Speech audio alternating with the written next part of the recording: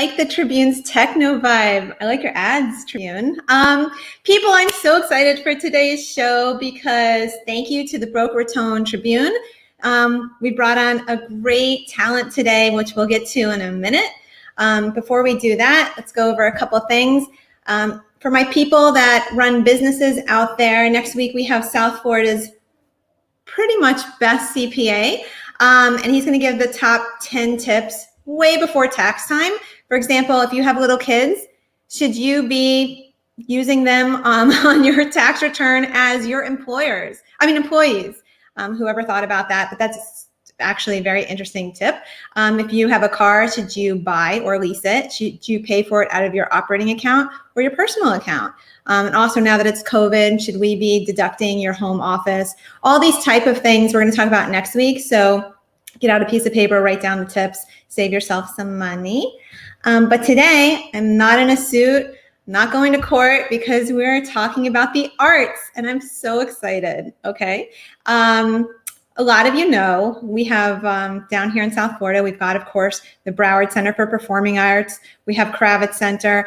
But like Broadway in Manhattan, all those shows have been put on hold. In New York, I think for Broadway itself, not the smaller theaters, but tickets are not even going on sale again till January 3rd, they believe. And down here, I think, for example, Broward is going to reopen starting in December 2020. We'll see how that goes. They're discussing all kinds of possibilities. But we will talk about the future in theater and more. Let's get our guest on the show. We have today the wonderful and talented Josh Davis. Hi, Josh. Hey, how are you? So welcome back to South Florida. Thank you. A lot of people. Good to be here.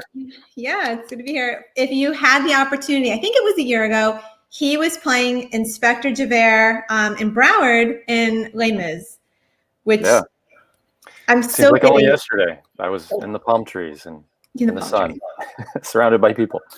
Yeah, so meeting you and interviewing you, it's like meeting Michael Jackson. Not exactly like Michael Jackson. Maybe that's not the best example. But I'm very excited because since I was 9 years old, I was singing, Master of the House, and it's just like all my favorites. Les Mis is like the top. Thank you. It's nice to see you again. Yeah, nice to see you again. So let's jump right into it. Obviously, we'll talk about really serious things. I'm not here to ask you about like what's your favorite snack, but by the way, what's your favorite snack? Just so you can tell us. Probably cereal. Is that cereal. A snack? That's a meal. It's a good meal. In my family who's watching, I think that's breakfast and dinner. Yeah. So obviously we're going to have to talk about Les Mis. And then we can talk a little about acting and actors' health and mental health and the future of like where everything's going and where you're going to go. So let's by the way, Josh Davis is on Instagram. You can follow him. He posts very funny videos. And I noticed when you were on the Les Mis tour, and I started following you after that because the singing is incredible. Your rehearsals are a bit funny. Like the sound checks. The sound checks. Yeah. So do you have to do, he was on a national tour, do you have to do a sound check when you're traveling with Les Mis every single location? Yeah. So what happens is we, so typically, with Les Mis, we had most of the cities were 1 week stays. Some of the larger cities, we were there for 2 to 4 weeks. But for most of the cities that we came into, Boca, it was a 1 week stay. So we finish a show, we finish a city on, say, Sunday. We have, say, 2 shows. That night, the crew will take apart the entire set. And we travel with a crew, and then we have a bunch of locals that come in and help them take apart the set, which takes between 6.5 to 8 hours, depending on the size of the theater and how easy it is to get pieces in and out. And then they truck that to the next location. They get there at some point, either in the wee hours of the morning or Monday morning, and then they immediately take that in and start building the set. So we open up. Monday is our dark day, so we'll travel on Monday, get into the city, and then come into the theater on Tuesday at around 5 o'clock if it's, say, a 7 o'clock show, and the set will be there just like it was in the last city. It's pretty magical and amazing. And so then we get in there, and then we have sound check. So we have 4 songs that we do, and we'll get notes from, if we're doing things, we want to, brush things up or whatever. But we always do the same 4 songs.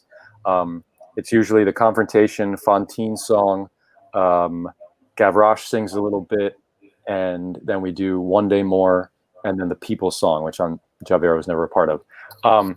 But it was really awesome, and it's something that I hadn't done, because when I was on Broadway, I was in the original company of Beautiful, the Carole King musical. Mm-hmm. We did not do sound check every week. It was like a dream job, because it's like I could live in my apartment in New York, and we put a lot of work into it at the beginning, but it's in the same theater. It doesn't go anywhere. So every once in a while we'd have rehearsal. So how do you keep it fresh though? Because in my former life, I was studying with the Groundlings and I was doing comedy and improv. So it was funny and when you go on live, but you're doing heavy, suicidal character arches. Right. How do you keep it fresh when you're constantly doing sound check with the same songs, then performing, then doing a national tour? Yeah. And you can't improv Les Mis, obviously. No. No, you That would be hilarious. Yeah, that would be hilarious for some people. For some people. Not for my career. Yeah, I think it's, there's something, every show is different. And for me, the music is super important. So it's like, I get in the beginning of Les Mis, Javert is up on like the boat in the back, and all the guys are down there rowing. And I can, just thinking about it kind of gives me chills, but like there's this dun dun dun, like as soon as that hits, you just sort of get focused into this place where you're like, okay, we're doing this, and you step on the roller coaster, and it just doesn't stop. And if you're not in the moment, one, the audience usually will know, but also like there's no room. It's very, there's lots of things moving on stage. There's lots of set pieces moving. There's lots of props flying all over the place. There's lights coming in and out. So you have to be very aware of where everything is. So that helps you focus. I realized when I was younger, when I first started doing theater, I had, I wasn't diagnosed to that point, but I had the ADHD thing. I was kind of all over the place. But when I stepped on stage and I had those lights hit me, there was something about the lights hitting and the focus of the audience that helped me focus. And it was just this magical place. And so it's helpful to be on stage to be able to do that. Well, we're going to talk about too in a minute, film and television and just the difference in that. But I think that's a big part of it, is when you're performing in film and TV, you don't have that opportunity to go through your character arch and the emotions, because it's just like 2 minutes and then you're off. Yeah, screen. and it's also shot not linearly. So when you watch a musical or a show on play, it's linear. And when they shoot a TV show or if they shoot a movie, it's all over the place. You might be doing the last scenes first. So as an actor, you have to like sit down and really work out what your arc is well before you step into the into the studio. And I want to remind people too, anyone watching, definitely show Josh some love, press like, so and everything like that, and press it and subscribe so that it can run all week. I mean, obviously, not everyone's going to get to see this live and have an opportunity to ask him a question, because it'll run this week. But if anyone is watching live and has a question, I'll try to get through to them. You can also text my phone. So with this national, like, you had to do pretty much the whole country, major cities. Yeah, I did. I was there I left the tour. Well, I started the tour August of 2017, and we started in Rhode Island. We did previews in Rhode Island. And we were there, I think, September of 2017. And then I left in December of 2019. So it was about 2.5-ish years, about 2+ years. That's and 1,500 performances. Oh my God. Give or take. So are you sick of it now? I mean, were you having nightmares of Javert in your head? I mean, were you ready to move on? I was ready. Les Mis, but I don't think I've ever had a Les Mis dream. I have had dreams when I was like on stage and did not know my lines or whatever, but I haven't had a specific Les Mis dream. I'm getting some questions. Just a dream in my heart that I always wanted to play the role. A dream in your heart. But, it had been a dream of mine to play this role. It was like the first show I had ever seen when I was in high school, and the first field trip that they took us on, and I got to see the tour of it actually. And so ever since that point, I wanted to play this role, and I had played it a couple times at regional theaters, but never at this level with this high caliber of cast. You were the best Javert, best, hands down, better than the movie. Thank you. But in terms of like leaving, leave it. It's a double-edged sword, because it's like when you do regional theater, like you have there's a date when the show ends and everybody leaves, and then you keep in touch with people and you have new friends.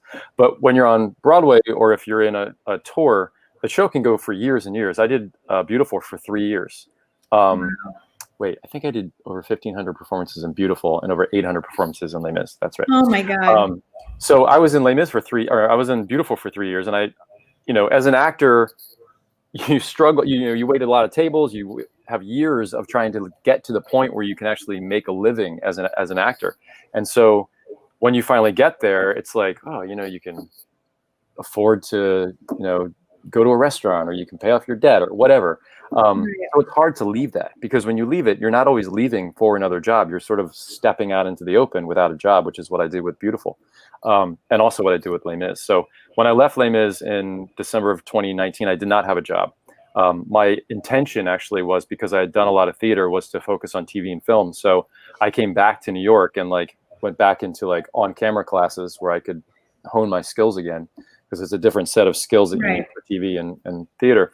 And so I took a vacation in January, and then I got back basically in February, ready to, pound the pavement to auditions. And I had a couple good auditions and booked a couple little things. And then as an actor, you build this momentum, not only in your skills, but you start working, and just kind of feels like you're riding the wave. And then all of a sudden, March 15th, I was leaving New York. Are you allowed to use a reel from Les Mis and Beautiful? Do they allow you to record, or no? For what? Oh, you mean from the show? From the show. No, I don't know if there's any. I'm sure I know that there are recordings. I don't know if they're public though. I wish they had recorded the show, and then they could have shown it on Netflix or something. Right. But they did not do that. So I keep looking. I'm sorry, I'm distracted. I'm getting so many questions. We're not going to get through them all. Elizabeth, of course, is asking if you can sing for us. I'm sure that's putting you on the spot. Yes, we'll make you sing. I also got another. I got another question. This was talking about how it went back to. This is from Kristen. When you were doing the traveling, you have a video of you putting on your own makeup. Yeah. Did you? And she said it was incredible. Did you do your own makeup every show? Yeah, I did. Actually, I don't know if this is public knowledge, but that usually when you get into a show, there's a makeup plot that they give you. So it's usually on a piece of paper, and they're like, use these colors here. But for some reason, I didn't get that, and maybe it was just things were super busy, and there was a lot of attention given to 24601. And I like doing the makeup, and so as a theater actor, I don't you always do your own makeup almost all the time, unless it was when I played the Beast. I had somebody help me with the prosthetics and stuff. But I did. This was almost like that, though. You had I kind of created. I created the makeup plot myself, and I actually there was another guy named I forgot what Hayden's last name is, but I'll look it up. But Hayden is an actor who played Javert over in West End, and he's an incredible makeup artist. And he does a lot of drag too. So he does everything from beautiful women to Javert to all these different stuff. And so I kind of I wrote to him and I was like, give me some pointers in shading. But I kind of experimented, and because theater is different every single day, I had the opportunity to sort of evolve him throughout the way and kind of really get it how I liked it. So the whole thing was I had a wig. I had 2 wigs, and the first one came here, but they always had chops here, so I would glue the chops on, and then I do my. And then you have the mic up on every. Yeah, the mic. So the mic sits up here, and then you put a wig cap on, like a stocking, basically, that kind of holds it down, and then you put the wig on top. And if anybody wants to see the video of actually him doing the makeup, you guys can go to his Instagram, which we'll post up. You guys can watch some of these videos. The makeup's incredible. Dan Tessier wrote, off the record, what's the biggest role you did not get? Oh my God, what a role. I actually got another question to go with that. What's the biggest role you're glad you did not get? And I also got from Craig Hirschfeld, what is your dream role? The biggest role I'm glad I didn't get. That's a hard question, Dan. I'm not sure. That is a hard question. I mean, isn't it? I'm not sure there's a role that I can't say I'm so glad I didn't get that role because something happened in that show and whatever. Dan, Josh got every role. I'll tell you this. I auditioned for Javert when it was on Broadway when it came back to Broadway, in 2013 or something. Around the same time that I auditioned for Beautiful. And I can't say I wasn't glad that I didn't get the Javert on Broadway because that would have been amazing. But being in Beautiful opened me up to a whole bunch of other types of experiences. Like I got to perform at the Tonys. I got to see what it was like to create a show from basically sort of nothing with a bunch of amazing actors and like go through the whole process because it was my first Broadway show. So I guess that would be the closest thing. I mean, there's been plenty of shows that I did not get that I wish I had gotten. And what about what's your dream role? That's from Craig Hirschfeld. And then Randy also said she looked you up and she said she thought it was Scar. Is that true? I mean, I'd love to play Scar, but I don't necessarily dream about that all the time. I'd like to do, as far as theater, I would like to do Sweeney Todd. I have never done Sweeney Todd. She wrote that too. Yeah. That would be a good one to do. Very cool role. Also dark. In the dark. Very dark, yeah. Very dark. And Hades too, from Hades Down. Although he sings like incredibly low, so I can't hit as low as Patrick Page can. Very few people can. But and have you done Fiddler on the Roof? Because I think, did you ever do anything with Fiddler on the Roof? I mean, I know the song, but I've never, Tevye, I've never played. Yeah, I think I'm a little young to play Tevye right now. A little young. Not with makeup. I don't know. I could do it with makeup. You could do it. I play Javert playing Tevye. That would be interesting. And I haven't even gotten into all these questions about theater. Let me try to summarize. Basically, what are your thoughts? Okay, so you're up there. Well, now you're not. You're with family. But what do you think? Where do you see Broadway going? Theater in general. I mean, it's not saying it's opening. Have you heard discussions that it's going to be virtual or? There is a lot. So a lot of. I mean, right now the official statement is that it's not opening until January of 2021. I'm optimistic that theaters will be creative in how they present material. Frankly, I'm pessimistic about, not to get too political, but I'm pessimistic about where things are going right now. And in terms of, political. I'm not really happy with where things are going right now in terms of the leadership that we need to really get this under control. Right. We're here believing in the arts, so it's okay. Right. Well, and the thing is, it's like theater, you have somebody standing on stage with another person standing on stage, spitting basically and yelling with a whole bunch of other people really close together watching them happen. So like, it's the worst place you could possibly be for this sort of situation. Right. We have had, obviously Hamilton had incredible success when they showed it on Netflix or whatever it was on. Everybody was watching that. So I think that there is probably going to be a push towards more recorded performances. I think the new Broadway show Diana is instead of having their opening on Broadway, they're going to have their opening on, I think, Netflix or one of those channels. Right. And then they'll have an opening on Broadway at some point. And I know that there have been a lot of online just performances. I did a concert in my basement actually, which I have on YouTube. I can give you the link. And I did that because I just needed to perform. I needed to do something. And as an actor, it's like, especially as a theater actor, part of the thing I love about theater acting and acting in general is the rehearsal process. So it gives me something to focus on and to learn. And then the having to perform is a whole other mentality, the stress of that performance. So I did that for my synagogue actually. Instead of coming back and singing there, the synagogue that I grew up with, I did a live performance for them. So I'll post that for you. Speaking of, we had a guest on a few weeks ago, Cyber Synagogue. Hi, Rabbi Shore.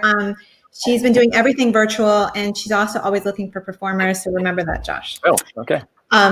So I can always connect you. But you did open up something I wanted to discuss is health, being healthy and positive as an actor and as an artist. It's hard because you're not getting to do your craft. So I know for me, my mind's not been able to do anything creative. I'm trying to read, I'm trying to write. I think you posted you're doing painting, that you're doing performing. How do you keep yourself positive, or do you have any advice on that? Because I'm sure that is a struggle actors are having across the United States. If you could offer any advice. Yeah, I think just as human beings, it's a struggle, not just as actors. Yeah. I mean, actors are tangible. We like to feed off emotion. We can be dramatic, blah blah blah. But I mean, this is something that none of us, unless you were born in 1911 and remember what was going on back then, have dealt with this before. And so I think everybody is in general. It's funny, kind of watching what's been going on. So in the beginning, so I left New York and came to my parents' house to help them with stuff. back March 16th. I came down. Mhm. And, you know, for that month, like, I think everybody was like, what's going on? What's happening? You know, mask, we got to help the PPE and all that stuff. And I do a lot of voiceover work, or I get a lot of voiceover auditions. And so, like, about a month into that, all of the voiceover auditions were like, we're the kind of company that is there for you. Like, we're providing necessary, you know, equipment for everybody. It was like every company was doing the same thing. Oh my And God. everybody was like, we're in this together. We're going to get through this. And now everybody's like, oh, can we just get over this? Aren't we done yet? That's actually good work, though. One of my first jobs in California was with Terry Berlin Casting with voiceovers, and that was big money for the actors. I was just interning. It's great. I mean, if you can get it, it's very, especially now, it's super competitive. Everybody has a mic. Yeah, but they don't have a voice of Javert. That's true. Yeah, but voiceover goes in waves in terms of the types of voices that they're looking for. So I had a couple good years, and, you know, a couple not good years, but also I was traveling too. So hopefully they'll come back. But it's in terms of your question, I made myself kind of get back into a routine. I was actually having this conversation with my mom the other day about, like, feeling motivated. And I think a lot of people think that they have to feel motivated to do something, but I think it's the opposite. I think you need to just have a goal and say, like, I'm going to do this. I'm going to exercise. I'm going to go walking, or I'm going to do whatever. Even if I don't feel like it, I make my little list and I check it off, because the more that you do it, the more your center of uncomfortability starts to expand into a comfortable zone. You know, so, like, you have this sphere of comfortability where we kind of like to hang out. You know, it's funny because we just did, I did a different piece about working remotely, and people are struggling working in their home where they haven't before. And checklists were a big thing. Just create a nice space for yourself and just simply create a checklist with bubbles to check off of. I'm going to do this today, or try. So the same for mental health. Right. Yeah, especially, like, writing things down. I mean, like, you know, there's been a couple of weeks where, like, every day has been the same. And you're like, what? I don't even know what day it is, because it's like nothing has changed really. We're still in the same places, and, you know, a week or so can go by, and you're just like, nothing has changed. So I think it's important to, you know, to make that list and to cultivate that sphere of comfortability, right? So, like, if you're, like, sitting in your chair and you're hanging out and you're like, I don't feel like working out today, or I don't feel like doing whatever, writing or whatever it is that you want to do, then when you do it the first time, it's like this friction that you're moving into that you just don't want to do it. But the more that you do it, and the same thing especially goes for, like, acting and performing, the more that you do it, that sphere of comfortability starts to open up to the point where, like, when you don't work out, you're like, something's going on, or something's wrong. Do you try to connect with other actors? Because sometimes, like, via Zoom or anything else, to try to do some co-work, or not so much, just sort of self? Yeah, I've done a couple, like, where, you know, everybody, like, listens to a song and then we record our parts and then they put it all together. So you have all those, you know, things that are going on. I've done a couple of those, and, you know, I have a Zoom call to my buddies from college that we have every Friday night, and I keep in touch with, you know, people. I've probably been more social in a certain sense than I had previously. Like, I've reached out to more people because I was alone. Isolation's made you social, so. Yeah. But you still miss that, like, you know, hugging and tangibility. So. Well, who would have thought we'd all be in a pandemic? It's very, very science fiction-y. So some people. What do you see? You know, we have people watching. Oh, Dan, off the record, what kind of music do you listen and practice to when you're not in show mode? And I know Dan Tessier, he's a musician as well. If I'm ever doing something creative, it's usually something without lyrics, because my brain, like, cues into melodies and lyrics really quickly. And so if I have to, like, if I'm writing something, I have to do it to, like, lo-fi hip hop kind of stuff, or jazz or something, where it's sort of ambient music in the background. As far as, like, what I listen to, I love like Local Natives is one of my favorite bands. Fish, Dave Matthews, like old 90s stuff. I'm not really too up on, like, what the kids are listening to these days, but if you like real, I mean, Local Natives is probably my favorite band right now. Let me ask you, you know, as a singer, because we're focused on acting, are you interested in a singing career, or? Yeah. Okay. Yeah, I mean, I always consider myself a singer who could act versus an actor who could sing. So I'm a singer who can act, who likes watching people dance. I'm not a dancer, so I'm like a double threat. But yeah, I mean, I left musical. I didn't leave musical theater. I took a break from musical theater to pursue acting on TV for a number of different reasons. So like, one, because it's challenging. Two, because I think it would open my my world up to more opportunities. And you know, the truth is that as a musical theater person, like I'm not as well known to other people, and so because having clout is important, if I were to get on a TV show or get a movie or something like that, that would raise my clout up. So therefore I could go back to Broadway as a more in-demand actor. Well, I want to give you this opportunity.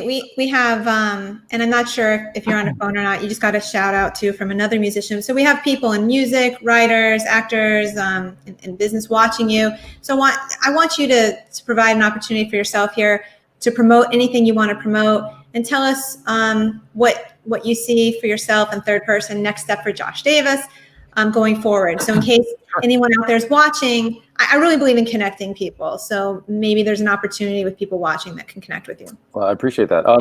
Is there a way for you to post, or do I just say my Instagram stuff in the YouTube? You can say it, and Anna, who's behind the scenes, brilliant extraordinaire, she'll post it. So the Instagram is JoshDNYC, at JoshDNYC. And I don't have a lot of stuff on my YouTube, but I did put my concert up. And it's like an hour-long concert that I did in my basement.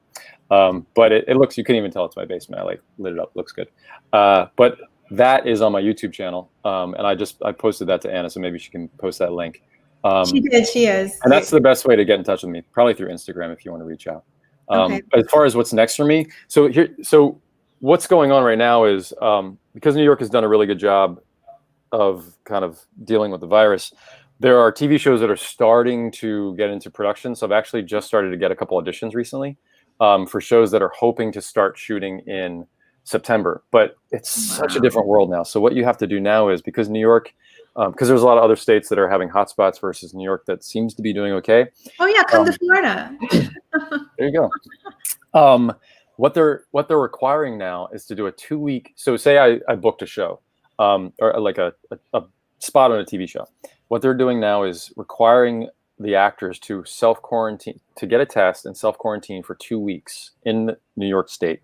Before the audition? No, before you. So I've already auditioned, okay, and say I got the call, and they're like, "Hey, you booked the show. You've got a part playing whatever," and it shoots, say, like in September. Well, so for 2 weeks I'd have to quarantine in New York. And then I would go to set and quarantine on the set. And so what a lot of TV shows have been doing is either like renting flat space or renting hotel space, and basically owning these rooms where they will bring actors in and out. They're also writing the shows a little differently. So like if you have a show of, say, like 10 main characters and you have guest stars coming on a lot, they're going to minimize that. So there's going to be a lot less opportunities for actors. I mean, obviously there's lots of TV shows out there now, but they're writing shows specifically so they can minimize that. They have smaller crews, and so they're just trying to minimize people coming in and out like you normally would on a film set. So it's going to be challenging. Well, I also have to figure out what I'm going to do with my dog. So thank you for that backstage insight, or like backstage behind the film. That's interesting. Yeah. I guess there's going to be smaller cast.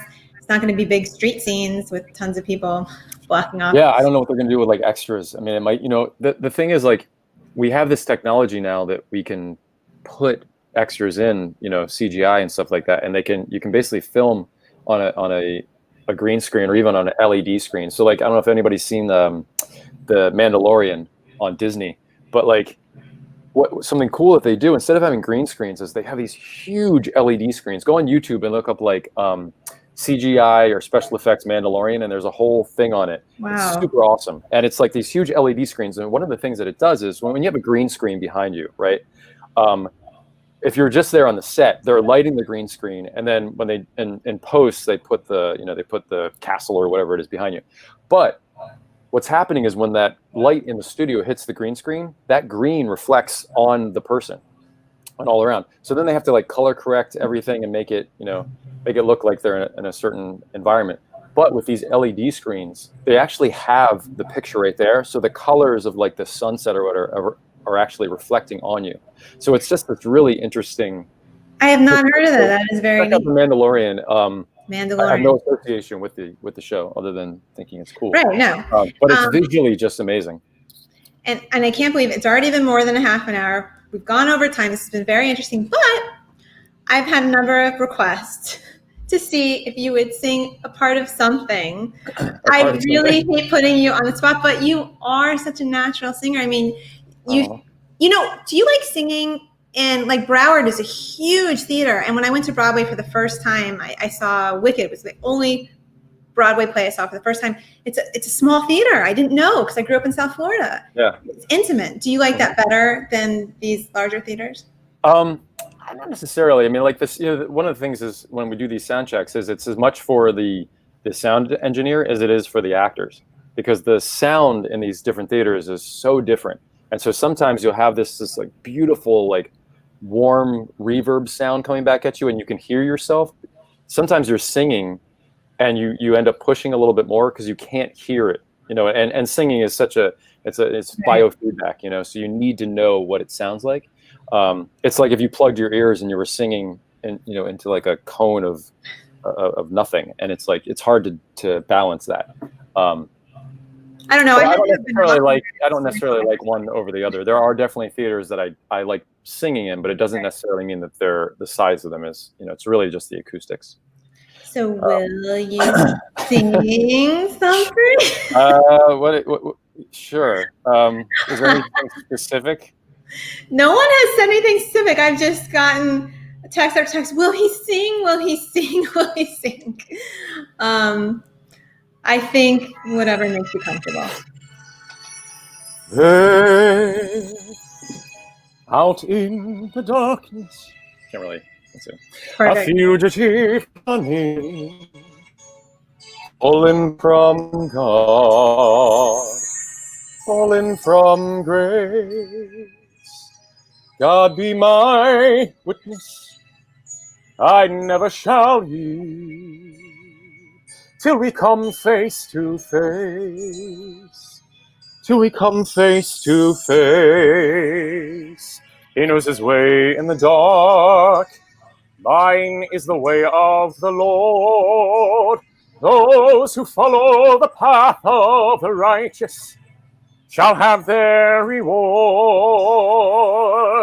And if they fall as Lucifer fell, the flame of the sword starts in your multitude, scarce to be counted, filling the darkness with order and light. You are the sentinels, silent and sure, keeping watch in the night, keeping watch in the night. In your place in the sky, you hold your course and your aim, and each in your season returns and returns, and is always the same. And if you fall as Lucifer fell, you fall in flames. And so it must be, for so it is written on the doorway to paradise, that those who falter and those who fall must pay the price.